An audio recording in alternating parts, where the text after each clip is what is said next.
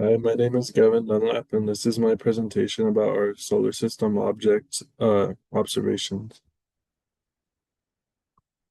So first, I did the moon, and as of today, the moon is located in the Scorpius constellation and is moving eastward in its orbit.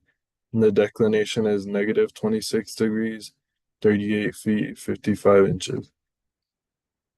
The scientific overview of the moon, the radius of it is 1,080 miles and the diameter is 2,159 miles.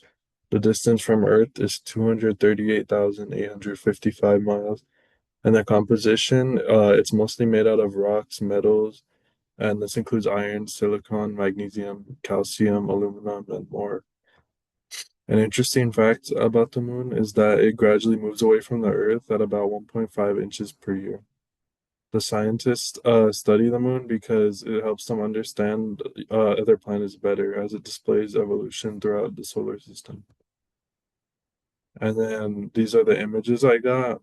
As you could tell, they're pretty dark, nothing that you could visually see that much. There's just like a few white specks around.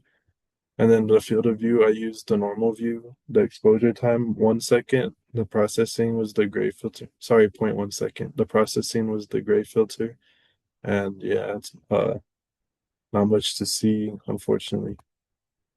For the object reflection of the moon, I found interesting that it's 400 times smaller than the sun, but also 400 times closer to the Earth, which makes them look similar in size from my perspective on Earth. And then something else I learned about the moon from observations were the various stages of the moon. The second one I did was the sun, and the type is a star. The sun is located in the constellation Aries, and the declination is positive 15 degrees, 54 feet, 13 inches. The diameter of the sun is 7,926 miles and a circumference of 24,901 miles.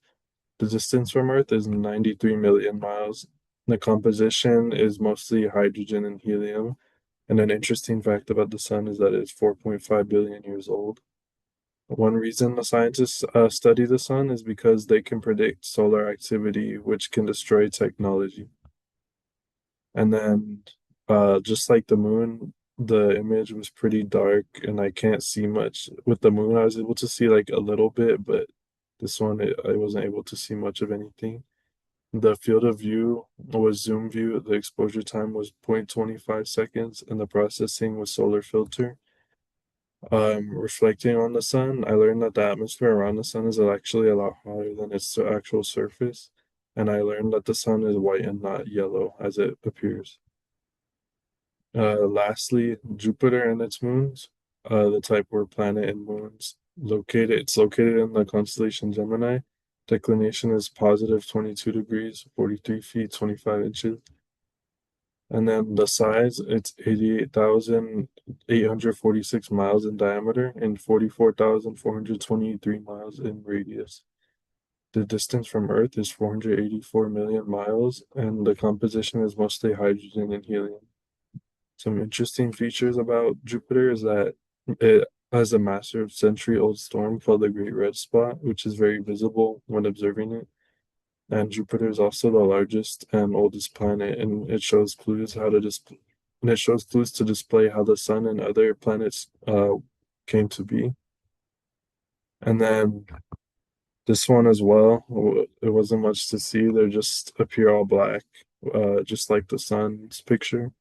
The field of view was normal, exposure time was 2 seconds, and the processing is no filter. And reflecting on it, I learned that Jupiter is the oldest planet, as we discussed, and then I also learned that Jupiter has 10 Earth hour days, but 12 Earth years is an orbit. Um, Overall, this project taught me lots about these different planets, and working with actual data taught me a lot about how the scale of the universe is. Because obviously we know everything's massive far away, but working with the actual numbers, we get to see those distances and sizes in comparison to each other. And these are my references.